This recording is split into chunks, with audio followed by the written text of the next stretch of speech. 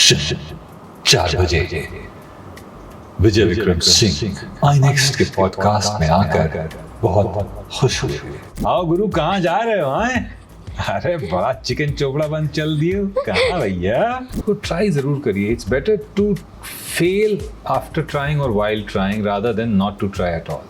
Ma'am ये देखिए मुझे शिनचैन क्या क्या के चिढ़ा रहे हैं। अब टोपा पाओ काबे मारेंगे कंटेप, ठीक हो जाओ, कानपुर से समझे होगी नहीं? शिनचैन क्या के चिढ़ा रहे हैं। बिग बॉस में जो किरदार मैं अदा करता हूँ उसमें मेरी आवाज़ दर्शकों तक जाती है, दर्शकों से बात करती है, मैं कंटेस्टेंट से नहीं बात करता हूँ। वो आवाज़ जिसे सुनते ही लगता है कि बिग बॉस को सुन लिया। Yes, I am talking about Vijay Vikram ji. चलिए जानते हैं उन्हीं की कहानी, उन्हीं की जुबानी दैनिक जागरण आईनेक्स के स्टूडियो में। हम जानना चाहते हैं कि ये जो कानपुर से मुंबई तक का सफ़र, बॉलीवुड तक का सफ़र कैसे शुरू हुआ? ये सफ़र यहीं कानपुर में शुरू हुआ, यहीं पर पला बड़ा हूँ, यहीं वीरेंद्र स्वरूप स्कूल में पढ़ा हूँ, यहीं कानपुर यूनिवर्सिटी से ग्रेजुएशन किया, फिर MBA किया BHU से, इंटरनेशनल बिजनेस में, FMS BHU से। फिर नौकरी कर रहा था। नौकरी करते करते मेरी एक सरकारी नौकरी लगी PSU में, और उस नौकरी ने मुझे बम्बई पहुंचाया। बम्बई जाकर 29 साल की उम्र में, 29 साल की जवान उम्र में किसी ने मुझसे कहा तुम्हारी आवाज़ अच्छी है। मैंने कहा मैं गाना नहीं गा पाता हूँ। तो उन्होंने कहा अरे भैया गाने के अलावा भी बहुत कुछ होता है। मैंने क्या होता है जी? तो वो मुझे ले गई अगले दिन स्टूडियो दिखाने के लिए कि क्या होता है, और फिर वहाँ मेरी रिकॉर्ड कराई आवाज़, जो कि ऑब्वियसली पहली बार आप रिकॉर्ड करोगे तो कैसी होगी। तो मुझे बहुत मज़ा आया प्रोसेस में। मैंने कहा यार ये ज़िंदगी है जो मुझे जीनी है।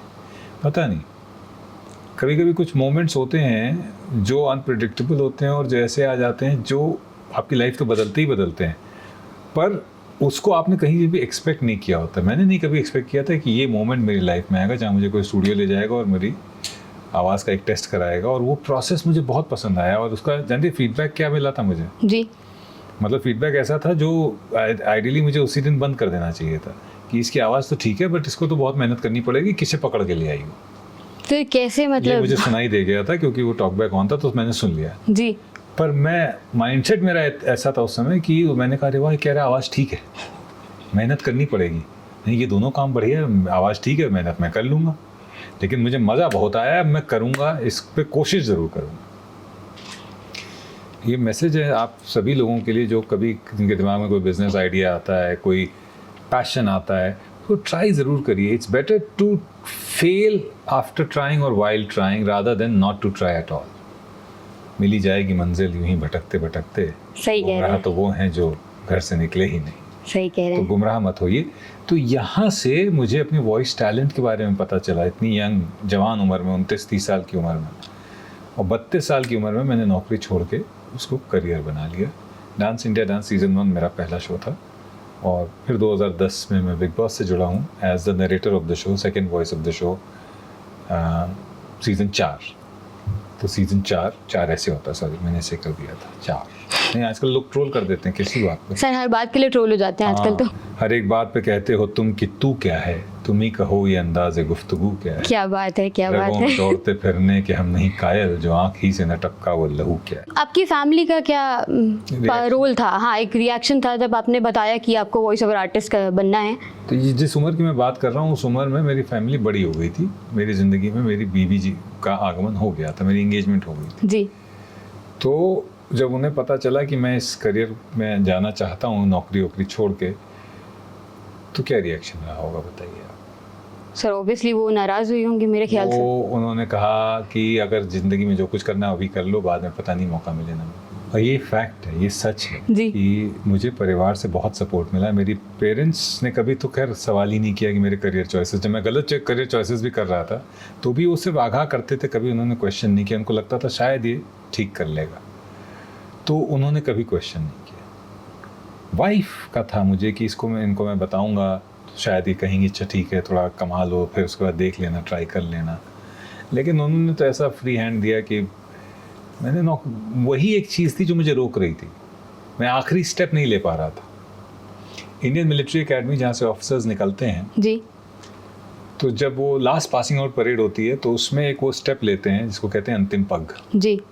उस पग के बाद उनके स्टार्स जो हैं वो दिए जाते हैं उनको, basically that's when they become officers जी। तो मेरी ज़िंदगी का अंतिम पग जो था या पहला पग वो था जहाँ पर उन्होंने कहा कि जो करना है अभी कर लेते हैं, नहीं तो आगे बच्चे हो जाएंगे तो फिर कोई एक्सपेरिमेंट नहीं हो पाएगा। प्लस वो उस समय नौकरी कर रही थी, तो उन्होंने कहा मैं देख लूँगी। ईश्वर की दया से वो ज़रूरत नहीं आई, काम मिलता रहा जी। लेकिन वो एक हौसला दिमाग में होना अपने आप में बहुत बड़ा आपको मोटिवेशन देता है कि नहीं यार, कोई कह रहा है कि तुम पर भरोसा है तुमसे ज़्यादा। सर मैंने ऐसा सुना था या पढ़ा भी था कि आप डिफेंस में भी जाना चाहते थे मैं डिफेंस में ही जाना चाहता था, तो फिर कैसे? नहीं लिया, आर्मी ने नहीं लिया। 8 बार रिजेक्ट किया मुझे, मैं 8 बार रिजेक्ट हुआ हूँ फौज से। 8 बार नहीं, पर ऑब्वियसली उनके इंटरव्यू का एक प्रोसेस है, मैं कभी भी इंटरव्यू नहीं क्लियर कर पाया। 8 बार मैंने अटेम्प्ट किया SSB, 8 बार मैं फेल हो गया, और उस फेलियर ने मुझे थोड़ा सा परेशान भी किया, मुझसे ज़्यादा मेरे घर वालों को परेशान किया, मुझसे ज़्यादा वो सफ़र की। मैं तो शराब पी के मज़े कर रहा था, मैं शराब पीने लगा था बेसिकली उसके बाद। तो अब मैं ये कह सकता हूँ कि शायद मेरा फौज में इसलिए नहीं हो कि मेंटली इमोशनली वीक था मैं, कि जो आदमी एक फेलियर के बाद ही शराब पीने लगे, डिप्रेशन में चला जाए, ये सर वो इमोशनली और मेंटली वीक है, और ऐसा आदमी फौज का अफसर तो नहीं बनना चाहिए। बट सर मैं मानती हूँ कि अगर आप मेंटली और फिजिकली वीक होते तो शायद आप यहाँ नहीं होते। इमोशनली उस समय, मेंटली और इमोशनली उस समय वीक था। मेरी लाइफ में ट्रांजिशन 26 ईयर्स, 26 से 27 साल की उम्र में आया, जब मैं एक हादसे से गुजरा जी। और मरते मरते बचा। वो हादसा हुआ था शराब पीने की वजह से। तो उस हादसे में मैं 35 दिन तकरीबन अस्पताल में था, जिसमें से 30 दिन मैं इंटेंसिव क्रिटिकल केयर यूनिट में था, ICU भी नहीं, ICCU में था। तो जब आप उस दर्द से गुजरते हैं और मौत को बहुत करीब से देखते हैं, तो फिर ज़िंदगी देखने का नज़रिया बदल जाता है। तब मुझे एहसास हुआ कि मैं अब क्या गलती कर रहा था, कि मैं क्यों इतना अपने आप को परेशान कर रहा था एक छोटे से फेलियर की वजह से। ये सर वहाँ से सोच बदल गई। जब सोच बदल गई तो फिर वो ट्रांजिशन अपने आप आया, मौके अपने आप दिखने लगे। अगर मैं उसी नेगेटिव सोच में होता तो उस दिन स्टूडियो के अंदर जब वो आदमी मुझसे, इंजीनियर कहता कि अरे किसको पकड़ लाई, उसकी आवाज़ ठीक है पर इसको तो बड़ी मेहनत करनी पड़ेगी, तो मैं क्या सोचता उस नेगेटिव माइंडसेट में कि अरे राम, ये क्या, इसका मतलब ये कह रहा है कि नहीं हो पाएगा, ये तो मैं सर छोड़ देता। तो वो जो माइंडसेट स्विच है वो मेरी ज़िंदगी का बहुत बड़ा टर्निंग पॉइंट है, और वो आया एक हादसा झेलने के बाद। सर आप बिग बॉस का एक किरदार अदा करते हैं, तो कई बार ऐसा भी होता है क्या कंटेस्टेंट्स आपसे नाराज़ हो जाते हैं शो के दौरान? बिग बॉस में जो किरदार मैं अदा करता हूँ उसमें मेरी आवाज़ दर्शकों तक जाती है, दर्शकों से बात करती है, मैं कंटेस्टेंट से नहीं बात करता हूँ। Okay. कंटेस्टेंट से एक और आवाज़ जो बात करती है, जो इंसान है कि मशीन है मुझे नहीं पता, और उनसे कोई नाराज़ इसलिए नहीं होता क्योंकि उनको कोई जानता नहीं है। जिसको आप नहीं जानते उसको क्या बना देते हो? भगवान। जो नहीं दिखता वो, इसीलिए वो नहीं दिखते हैं, इसीलिए वो इतने, उनकी इज्जत है, इतना रुतबा है। तो आप बिग बॉस में इतने साल से हैं, जुड़े हुए हैं बिग बॉस से, तो आप अभी तक नहीं जान पाए हुए कौन है बिग बॉस? कुछ रिश्तों का नमक ही दूरी होता है, न मिलना भी ज़रूरी होता है। वाह वाह, क्या बात है। वैसे ही जो है कुछ चीज़ें पर्दे में रहें तो बड़ा मज़ा आता है उनका, सस्पेंस बना रहे तो बहुत मज़ा आता है। तो बना रहे सस्पेंस, मिला हूँ नहीं मिला हूँ पता नहीं, बूढ़े हैं जवान हैं, आदमी है मशीन है, इंसान है पता नहीं। लेकिन सो बेसिकली 2 आवाज़ें हैं, एक कंटेस्टेंट जिनसे बात करते हैं वो अलग है, मैं वही दोपहर 12 बजे अभी देखिए, कल देखिए, बिग बॉस में हुआ ये बवाल, ये वो, ये सब मैं करता हूँ। सेंसेशनलिज्म फैलाता हूँ, मैं लोगों को मूर्ख बनाता हूँ। अरे मूर्ख तो क्या ही बना रहे हैं। बस मैं एक ही चीज़ बिल्कुल सही बोलता हूँ, वो है समय। सही कह रहे हैं सर। किसी ने मुझसे कहा था कि समय बताते बताते तुम्हारा समय बदल गया। सर आपने, मतलब हम सब आपको सिर्फ बिग बॉस से ही जानते हैं, बिग बॉस के अलावा आपने और कौन कौन से रियलिटी शोज में अपनी आवाज़ दी है? Kapil Sharma show, super dancer, superstar singer, ये सर, गिनीज वर्ल्ड रिकॉर्ड्स, ये सर, हम शक्ल हो गया, फिर DID लिल मास्टर्स, DID मॉम्स। पिछले 5 सालों में हिंदुस्तान में कोई रियलिटी शो ऐसा नहीं गया जिसमें मेरी आवाज़ नहीं गई है, शार्क टैंक इंडिया को छोड़कर। कई लोग आपके बॉलीवुड करियर के बारे में अभी भी शायद इतने नोन नहीं है। अभिनय में मेरी उम्र 5 साल है, 5-6 years से I've been acting. Family Man season 1 was my first show as an actor. Then season 2, then Special Ops 1.5, जिसके लिए मुझे काफ़ी प्रशंसा मिली। ये सब फिर उसके बाद ताली, ट्रायल, इन सब में किरदार किए, छोटे छोटे। छावा में किरदार किया, वो बहुत छोटा रह गया था बाद में।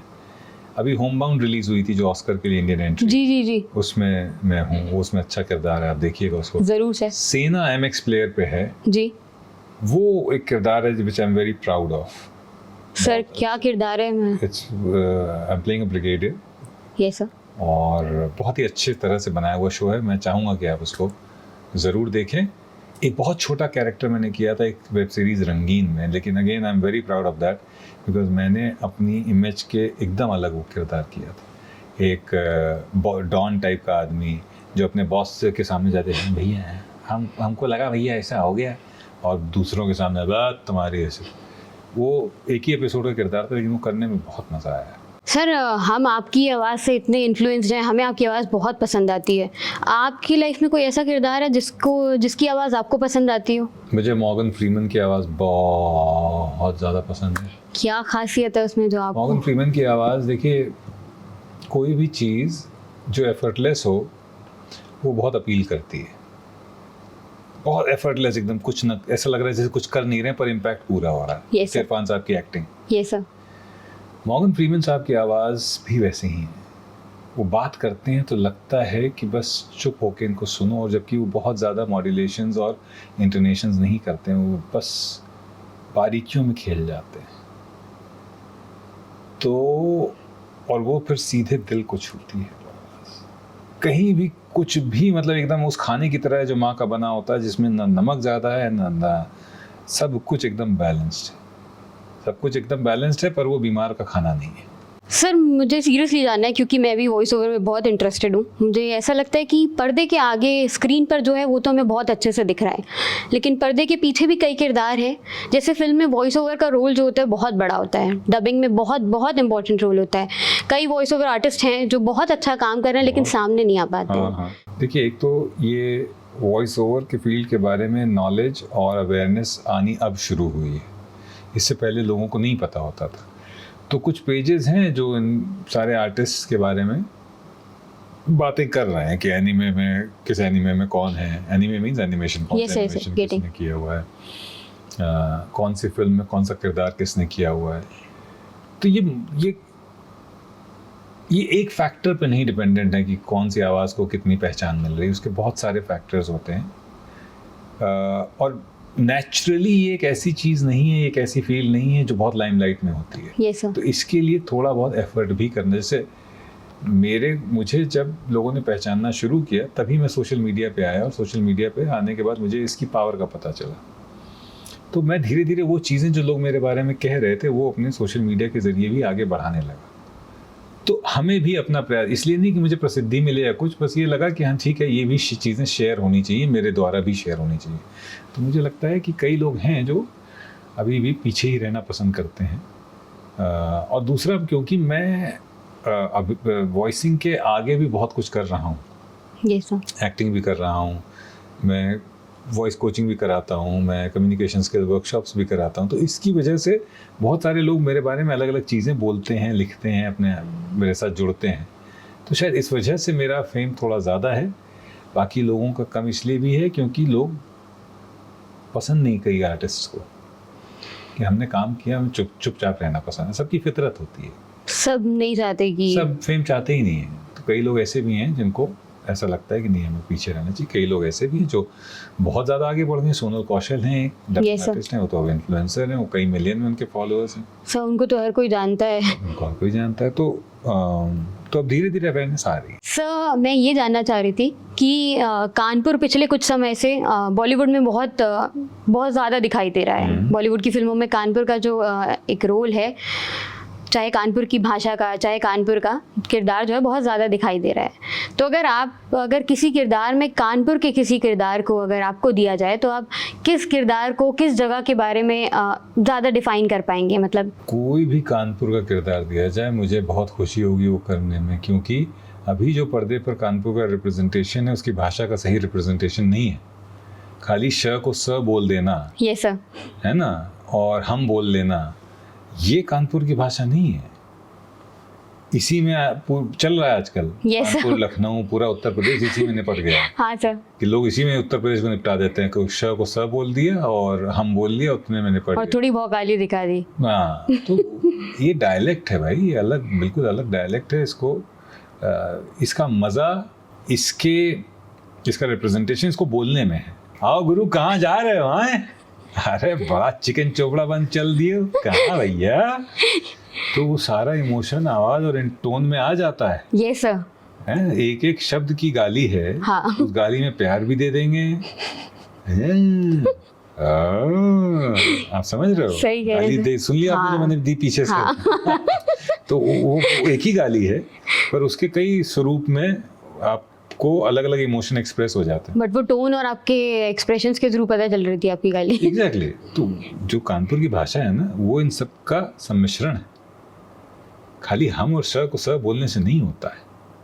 Yes sir. उसको आपको पूरा लहजा, पूरी बॉडी लैंग्वेज, वो एकदम एक बिना किसी निडर उसके आदमी बात कर रहा है। और कौन नहीं बोलता, कौन बोलता, कौन भैया? अरे जा गुरु, और उनसे बड़ा स्वैगी कोई नहीं होगा। Yes sir. सारा स्वैग उनके अंदर भरा होगा।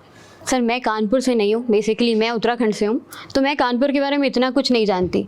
तो आप मुझे कुछ बताइए कि कानपुर में अगर मुझे कहीं जाना हो या कुछ खाना हो तो क्या सबसे खास चीज़ है जहाँ मुझे जाना चाहिए? टिक्की खाइए आप जाकर बिराना रोड पर, ठीक है, तपेश्वरी देवी मंदिर के पास। टिक्की बोलिए, एकदम लाजवाब है। चाट और ये पानी पूरी नहीं होती। पानी बतासे खिला दो और मीठे वाले लगा देना भैया एक प्लेट, हैं। टिक्की बना दो, ऊपर से मूली वाला डाल देना, बढ़िया आलू वाला। तो आलू का ना कतरे, फ्लेक्स, उसको फ्राई करके उस पर डालते हैं। चाट खिला दिया आपको मैंने। दिनेश के कचौड़ी खा लीजिएगा, मज़ा आ जाएगा। मज़ा ना, पैसा वापस। ठीक है। नॉनवेज खाती हैं? नहीं, ब्राह्मण है ना, प्योर वेजिटेरियन है। तो ठीक है, चाहिए उत्तराखंड जाइए वापस। तो नॉनवेज खाने वालों के लिए बहुत कुछ है यहाँ पर खिलाने के लिए। आपने एक सवाल पूछा था कि कानपुर का कौन सा खाना है यहाँ का जो वहाँ बहुत मिस करते हैं। एग्जैक्टली। यहाँ का जो खस्ता होता है ना, जो आलू और चटनी डाल के दिया जाता है, वो कहीं नहीं मिलता है। और जिस तरह की दही की चटनी बनती है यहाँ पर, भाई साहब, कोई बना दे तो मैं आधी मूंछ रखने को तैयार हूँ। अब तो मेरे मुंह में भी पानी आ रहा है। नहीं होगा। दिनेश कृतवई नगर जाइए, दिनेश समोसा केंद्र पे समोसा और कचौड़ी खाइए। जी। फिर कानपुर की एक ऐसी जगह, कानपुर में जब रावण जलता था, या कानपुर में जो दशहरे के 9 दिन होते हैं, दशहरे के पहले के 9 दिन, रामनवमी के 9 दिन, दशहरे के दिन, वो समय जो होता है वो बहुत मिस करते हैं, क्योंकि यहाँ रामलीला चल रही होती है, रात रात भर चलती है। आपको, आप भले ही ना जाएं देखने, पर आपके कानों में कहीं ना कहीं से वो पड़ रही होगी। और फिर जो दशहरे की रौनक है वो अलग है। और क्योंकि बचपन की मेमोरी जुड़ी है, आई एम श्योर हर जगह का अपना एक अलग फ्लेवर होता है, पर बचपन की यादें जुड़ी हैं, तो वो चीज़ हम कभी हम वहाँ शायद कभी बम्बई में एक्सपीरियंस नहीं कर पाएंगे। और बम्बई की मरीन ड्राइव से कंपेरेबल अगर यहाँ पर कुछ है, तो मैं गया नहीं हूँ, मैंने गंगा बैराज देखा है, तो मेरे ख्याल से गंगा बैराज एक नया मरीन ड्राइव है। अगला क्वेश्चन मेरा ये था, मान लीजिए किसी को वॉइस ओवर में जाना है, आगे बढ़ना है, तो कई बार बच्चों को सही गाइडेंस नहीं मिल पाता है, तो कैसे इस फील्ड में आगे बढ़ें? सही गाइडेंस कहाँ से लें? आवाज़ है लेकिन पता नहीं उसका सही इस्तेमाल कैसे करें। जो पैशनेट है वो रास्ता ढूंढ लेगा। जो ये कह रहा है कि वॉइस ओवर करना चाहते हैं पर रास्ता नहीं मिल रहा है, उसके प्रयास में कमी है थोड़ी सी। क्यों मैं बताऊं? हम ऐसे दौर में रह रहे हैं जहां सब चीजें ऑनलाइन है। जी। हर इंसान अप्रोचेबल है ऑनलाइन। कमी ये हो सकती है कि अपॉर्चुनिटी ना मिले, वो हो सकता है। जी।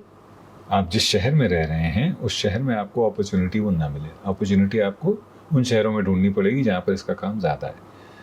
तो आप अगर फॉर एग्जांपल आप वॉइस ओवर करना चाहती हैं, तो आप मुंबई के बड़े बड़े स्टूडियोज़, बड़े बड़े प्रोड्यूसर्स मतलब ऑडियो प्रोड्यूसर्स, उनको ढूंढना होगा। उनको भी अगेन ढूंढना कोई बहुत मुश्किल नहीं है, और उनको अप्रोच करके अपना सैंपल भेजना होगा। कई काम वो लोग आउटसोर्स कर देते हैं, ऐसे मिल सकता है काम। लेकिन ये बात तय है कि छोटे शहर में रहकर वॉइस ओवर का काम करना, बड़ा काम मुश्किल है, कम काम होता है।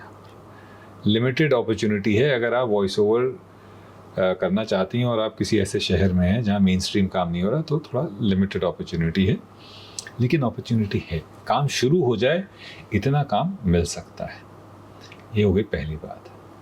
मैं शायद शुरू में ज़्यादा हार्श बोल दिया कि बहाना मार रहा है कोई, बट हाँ कभी अगर आपको ऐसा लगे कि अपॉर्चुनिटी नहीं है तो इंटरनेट पे जाएं और बम्बई दिल्ली के स्टूडियोज़ को अप्रोच करें।